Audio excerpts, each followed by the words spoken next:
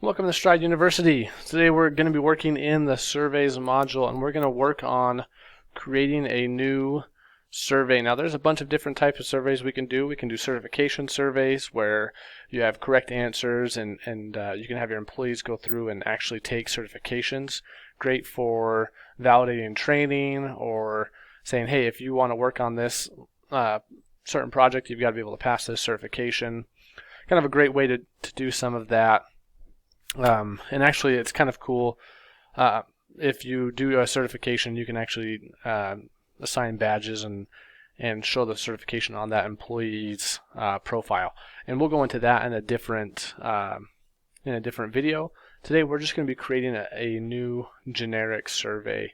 So I've got one started here, and it's called our Favorite Things Survey. And so I wanted to show you just a few different things that we can do with this. This is our questions tab.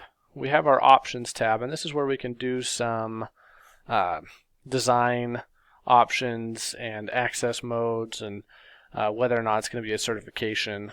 So this kind of is the layout of your survey. You can have one page per question, so the participants can only actually see one question at a time. We can do one page per section.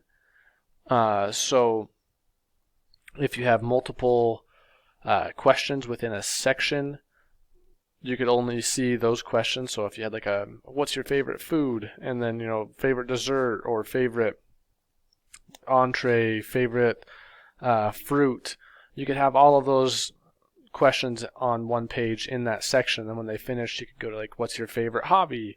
Is it skiing or snowboarding or biking? They could what's your favorite summer hobby? You could have all those questions kind of organized into little different sections.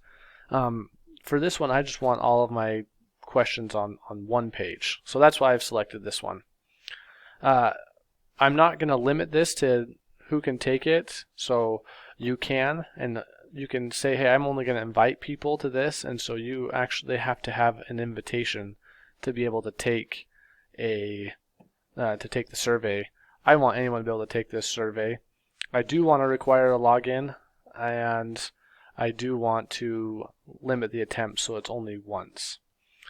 That way I can just send the link out and people can go ahead and take that survey. You can randomize the questions per section if you're going to do a certification and you don't want people to be able to memorize which questions are going to be on there. You could do that. For this one, I just want all of the questions on there. If you're going to score, you can also time limit it so that people can't spend too long on one question. And this is where you can mark if it's a certification. Again, we'll go over that in a different video. We can give our survey a description. You can see that here. So this survey tells us about your favorite things, and then our end message is, hey, thanks for taking part in our survey. And you could include links in here if you wanted to. I just want a general, hey, thanks for taking that ending. Up here is our manual save button. I always manually save because I'm old school, but it should save as you move throughout this. So I'm going to go ahead and go back to our questions. And first off, I'm going to pull up our question selection here. So within the survey module, you have some different question types. We've got multiple choice with only one answer. So users can only select one answer. Multiple choice, multiple answers allowed. At any combination of answers, they can select as many as they want. You've got a multiple line text box or a single line text box for shorter answers. Numerical values for numbers. You got some date, time values, and then a matrix. So if you want a matrix of answers, it would look something similar like that. So I'm actually going to do just a multiple choice one answer for this question because I want to show you how that looks. I'm going to go ahead and save that. And then we also can do within questions, we can create constraining questions. So if you'll notice, like this first question was, what is your favorite color? And we had some answers here. red, blue, yellow, pink, green, purple. Well, this next question asks, why is green your favorite color? But I don't want this question to show up if the participant selected red. I only want this question to show up if the participant selected green as their favorite color. So we can go ahead in here and actually say, hey, options, I want the conditional display, and the triggering question is, what is your favorite color? And the triggering answer is green. So we can go ahead and do that. We're going to ask another question. And we are going to say, what is your favorite food? And we're going to go back again and just, so we're going to put pizza, ice cream, hamburger,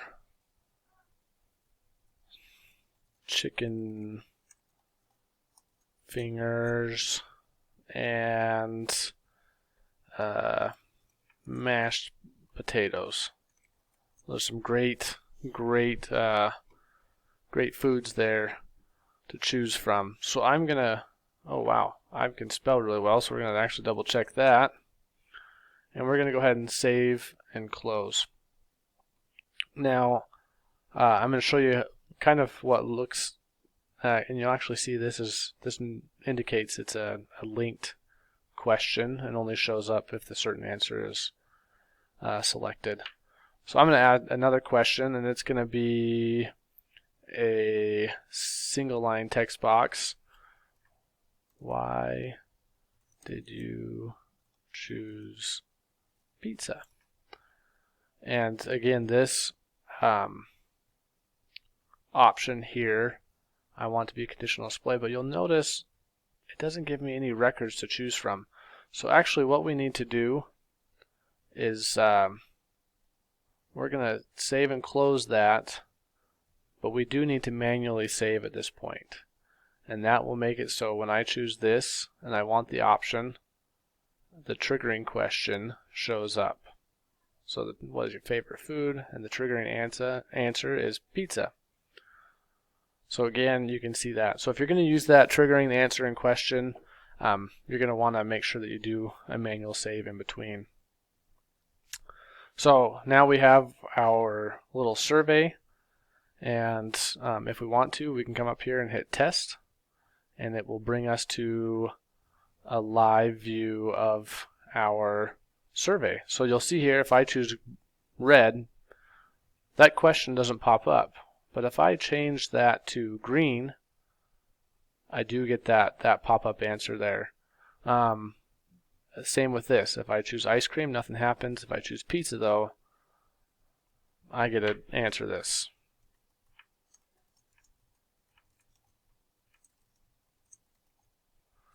And because this is marked as a required, I'd have to fill that out. But I'm not going to fill it out right now. I'm going to go back to Edit Survey so I can show you how to make this a required question. So we're going to come into here, what is your favorite food? And we have our options here, and we can make that a mandatory message, or a mandatory answer with the generic error message that this requires an answer. We can go ahead and hit save on that, and there we go. There's lots you can do with these. You can create, we can add another section, favorite hobbies, and we can add a section here, favorite food, and we can move these up and down so that we get those all done. But that's just a quick overview of how to create a generic survey. And then in the end, if we want to share this, we can click the share button and we can copy that URL, and we can add recipients from here, or we can take this URL and add it to our website. We can add it to a mass email that we send out through the email marketing, and go from there. So, and then people can answer, and when you come in, once they've started answering, you will see all of these numbers start to pop up, and you can come in and actually see the results and see what's going on in that survey. So, as always, feel free to ask us questions. If you get stumped, we're happy to answer them. Thanks.